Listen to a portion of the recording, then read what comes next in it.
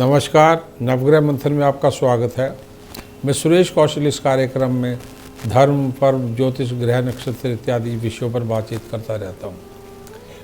हमारा एक वार्षिक कार्यक्रम होता है जिसमें हम हर लगन के लिए पूरे वर्ष की आर्थिक भविष्यफल और साधारण भविष्यफल दो वीडियोज़ हर लगन के लिए बनाते हैं। आज मैं आपके साथ मकर लगन के लिए वर्ष 2022 का आर्थिक भविष्यफल जो है उसके बारे में बात करने जा रहा हूँ।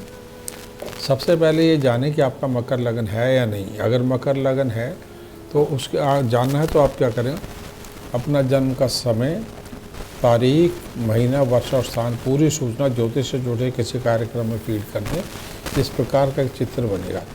यदि बीच में 10 नंबर, कैप्रिकॉर्न अथवा मकर लिख के आ रहा तो आपकी बात हो रही है। अन्यथा आपका नाम का अक्षर इनमें से कोई एक है तो भी आपकी बात हो रही है। क्या है ये नाम के अक्षर? भो, जा, जी, खी, खू, खे, खो, गा, गी।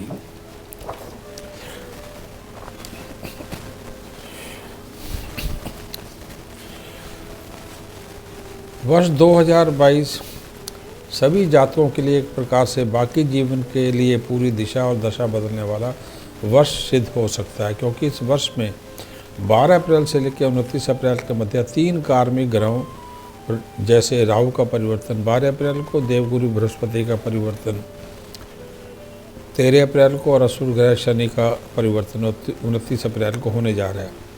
ये तीनों ही ग्रह धीमी गति से चलने वाले कार्मिक ग्रह हैं। इनका लगभग 19-20 दिन के अंतराल में राशियां बदलना एक अत्यधिक चौंकाने वाला राशि परिवर्तन है। इन तीनों ग्रहों का इन राशियों से इस प्रकार का परिवर्तन लगभग 200 वर्ष पूर्व हुआ होगा और अब किसी भी जीवित व्यक्ति के जीवन में इसके होने की संभावना नहीं है, क्योंकि इस प्रकार की ग्रह स्थिति अब लगभग 180 वर्ष के उपरांत ही आएगी। राहु वृषभ से मेष और केतु वृश्चिक से तुला में प्रवेश करेंगे। देवगुरु बृहस्पति कुंभ से मीन 13 अप्रैल को और शनि मकर से कुंभ में 29 अप्रैल को प्रवेश करेंगे और 12 जुलाई को वक्री होकर दोबारा मकर राशि में प्रवेश करेंगे और 12 जुलाई से 31 दिसंबर के मध्य देवगुरु बृहस्पति को अपनी क्रूर दृष्टि से प्रताड़ित करते रहेंगे। अब हम आपसे मकर लगन पर वर्ष 2022 में आर्थिक क्षेत्र में क्या होने जा रहा है यह बात करते हैं। मकर लगन में शनि लग्नेश और धनेश दोनों ही हैं। शनि अपनी राशि मकर में ही 1 जनवरी से 29 अप्रैल में भ्रमण करेंगे। तो इस समय आपका जीवन का कोई भी क्षेत्र क्यों ना हो, आपके धन स्थिति साधारण रूप से शुभ रहने के संकेत हैं। 29 अप्रैल से 12 जुलाई में शनि कुंभ राशि में प्रवेश करेंगे। धन की स्थिति और भी उत्तम होगी, परंतु एकादश भाव पर दृष्टि होने से धन स्थिति उत्तम होने पर भी लाभ की स्थिति थोड़ी सी निर्भर रहेगी।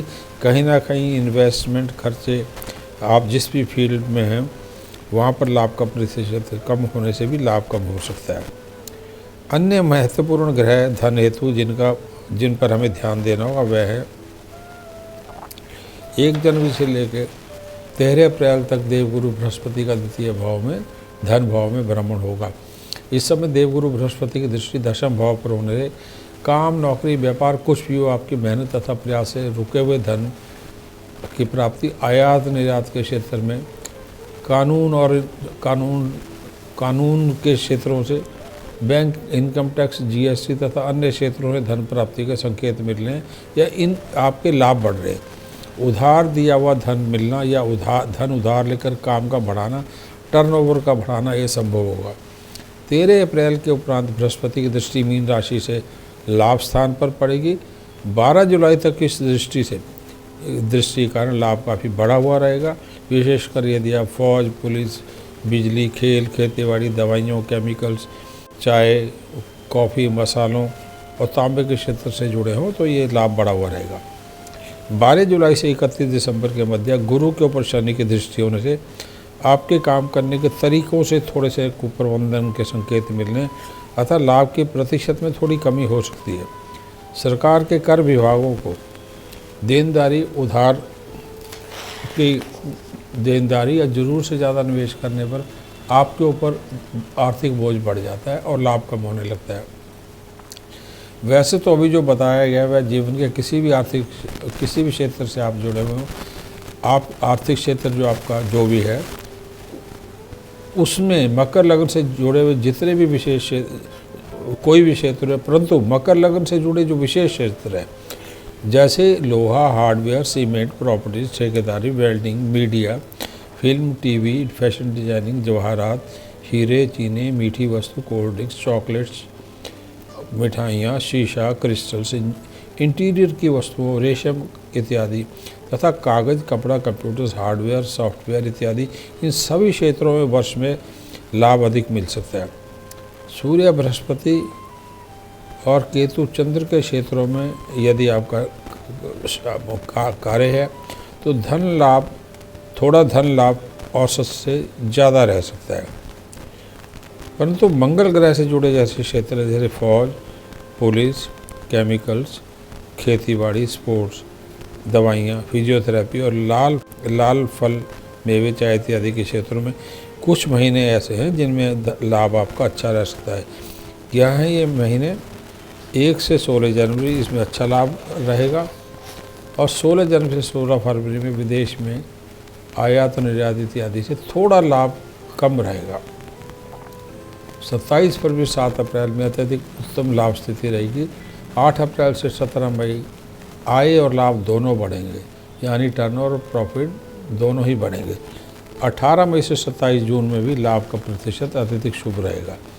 इसके उपरांत 28 जून से 10 अगस्त के मध्य किराया, भूमि, कंस्ट्रक्शन का बिजनेस हो, लाल वस्तुओं का, केमिकल्स का, दवाइयों का, चिकित्सा का क्षेत्र हो, तो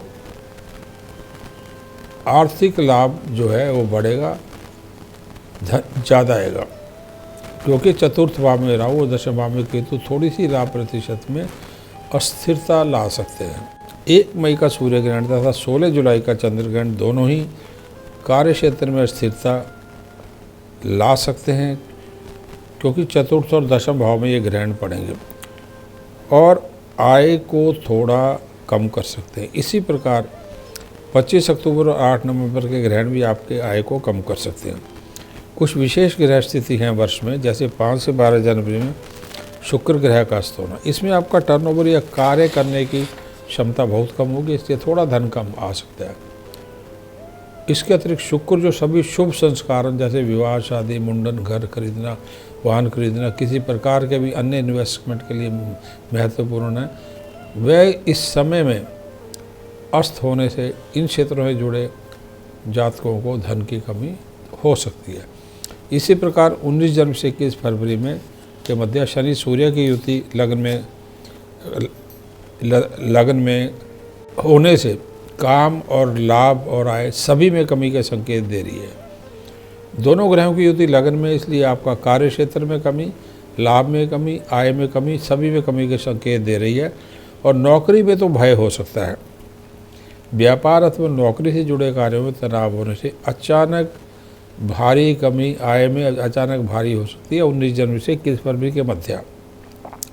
वैतरिक स्रोतों से होने वाली आय भी अचानक कम हो जाती है या तो मिलती ही नहीं है। इस प्रकार अगली तारीख और है, जैसे 24 फरवरी 26 मार्च, इसमें भी देवगुरु बृहस्पति की अस्त होने से सभी शुभ संस्कार बंद हो जाते हैं। शादी, विवाह, मुंडन, गृह प्रवेश, गृह निर्माण, वाहन का खरीदना, भूमि का खरीदना, नई प्रॉपर्टी का खरीदना, तो इस समय भी इन क्षेत्रों से जुड़े जातकों को विशेष रूप से हानि होने के संकेत होते हैं। या कह सकते हैं कि आय कम होगी या ऐसा भी हो कि ना हो। अगला इसी प्रकार एक समय और है, वह है 30 सितंबर से 8 नवंबर का समय। इसमें भी असुर गुरु शुक्र अस्त होने से सभी शुभ संस्कार नहीं होने से इन क्षेत्रों से जुड़े जातकों की आय कम हो जाएगी और लगभग शून्य हो सकती है। परंतु शनि की दृष्टि पूरे समय तृतीय भाव, सप्तम भाव, दशम भाव पर होने से काम कितना भी कम हो जाए तो भी गुजारे लायक या गुजारे से थोड़ा ज़्यादा धन आपको पूरे वर्ष मिलता रहेगा। विशेष करके 1 जनवरी से 12 जुलाई का समय धन प्राप्ति हेतु उत्तम रहेगा। मकर लगन के लिए धन प्राप्ति हेतु क्या शुभ उपाय हो सकते हैं? वो है नीलम, हीरा और पन्ना, तीनों ही रत्न मकर लगन के लिए शुभ रहेंगे। यदि आपका क्षेत्र मंगल से जुड़ा है, जैसे फौज, पुलिस, तांबा, खेतीबाड़ी, बिजली, केमिकल्स, चिकित्सा, फिजियोथेरेपी इत्यादि। तो आप रोज़ 3 बार हनुमान चालीसा अथवा सुंदरकांड का पाठ और मंगल ग्रह के बीज मंत्र जैसे ओम क्रांक्री क्रोसा भोमाय नमः या दुर्गा निवारण मंत्र है जैसे ओम ऐं ऐं क्लीं चामुंडाय विच्चे, इनका जाप करने से भी लाभ को बढ़ा सकते हैं। यदि दशा भी मंगल की चल रही हो तो आप हीरा नीलम डाल सकते हैं और हीरा नीलम तथा पन्ना और मूंगा भी धारण कर सकते हैं। शेयर मार्केट और सट्टा यह आपका क्षेत्र